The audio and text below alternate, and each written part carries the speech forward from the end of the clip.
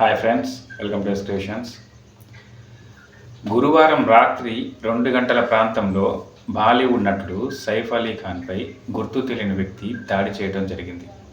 సైఫ్ అలీ ఖాన్ బాంద్రా ప్రాంతంలో ఉన్నటువంటి సద్గురు శరణ్ భవన్లో 11వ అంతస్తులో ఉంటున్నాడు. గతంలో సైఫ్ అలీ ఖాన్ దంపతులు ఫార్చ్యూన్ హైట్స్లో ఉండేవాళ్ళు. అయితే 3 సంవత్సరాల క్రితమే వాళ్ళు ఇప్పుడు ఉంటున్నటువంటి ఇంట్లోకి మారారు.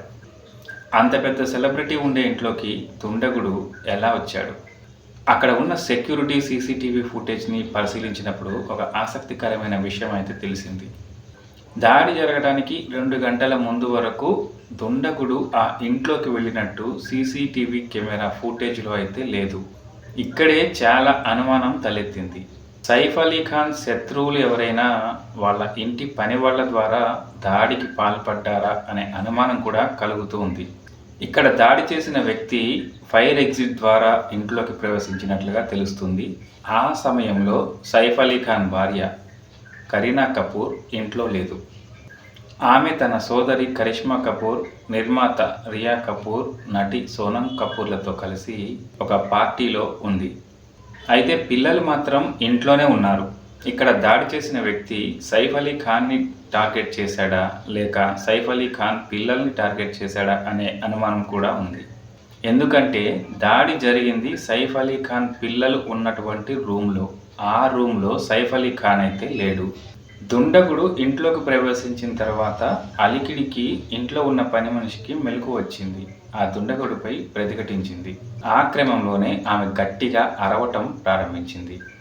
ఆ శబ్దాలకి పక్క రూమ్లోనే ఉన్న సైఫ్ అలీ ఖాన్కి మెలకువ వచ్చి బయటికి రాగా ఈ దుండగుడు సైఫ్ అలీ ఖాన్పై కత్తితో దాడి చేశాడు. ఈ దాడిలో సైఫ్ అలీ ఖాన్కి తీవ్రమైన గాయాలయ్యాయి. వెన్నెముకకు బాగా దెబ్బ తగలటమే కాకుండా సైఫ్ అలీ ఖాన్ శరీరంలో 6 కత్తిపోట్లు తీవ్రమైన గాయాలు చేశాయి.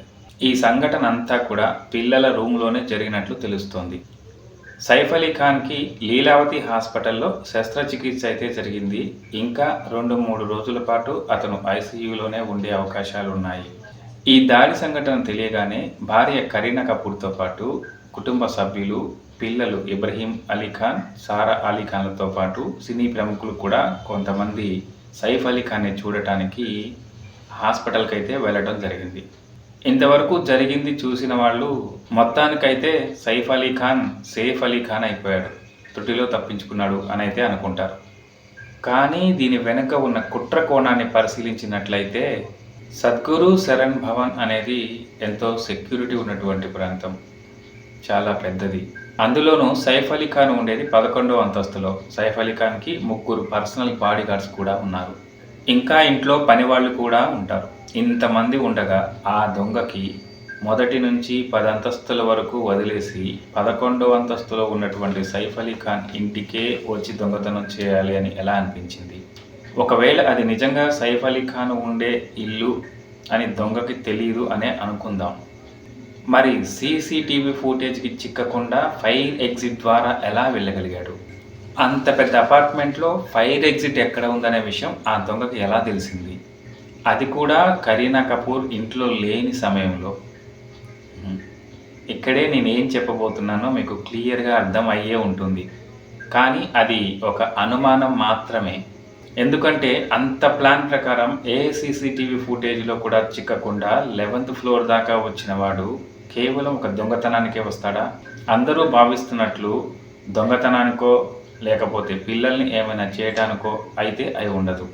ఇది ఖచ్చితంగా సైఫ్ అలీ ఖాన్ టార్గెట్గా ప్లాన్ ప్రకారం జరిగిన కుట్ర అని క్లియర్గా అర్థమవుతుంది.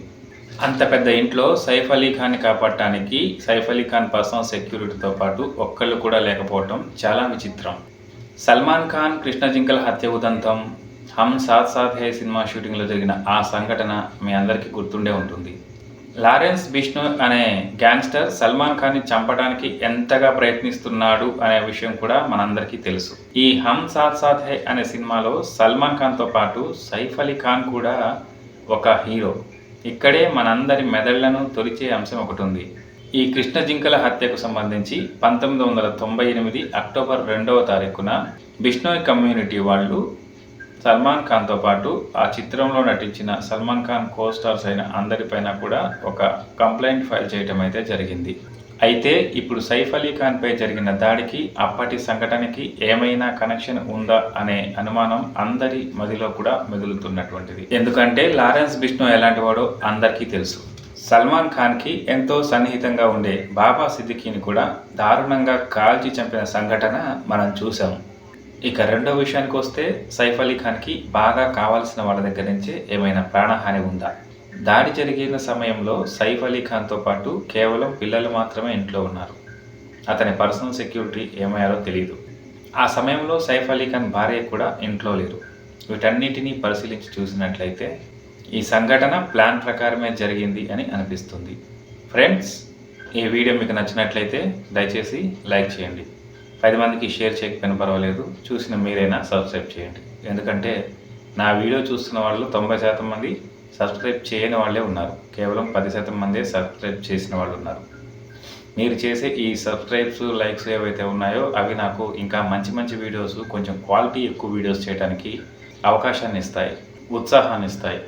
మీరు ఇచ్చే లైక్లు, సబ్స్క్రైబ్స్ నాకు ఇంకా మంచి వీడియోస్ చేయడానికి, ఎక్కువ క్వాలిటీ అనేది ఇవ్వడానికి, వీడియోస్లో నేను ఇంకా డిఫరెంట్ టైప్ ఆఫ్ వీడియోస్ చేయడానికి, ఫ్యూచర్లో నేను షార్ట్ ఫిల్మ్స్ చేయాలనే ఆలోచనలో ఉన్నాను.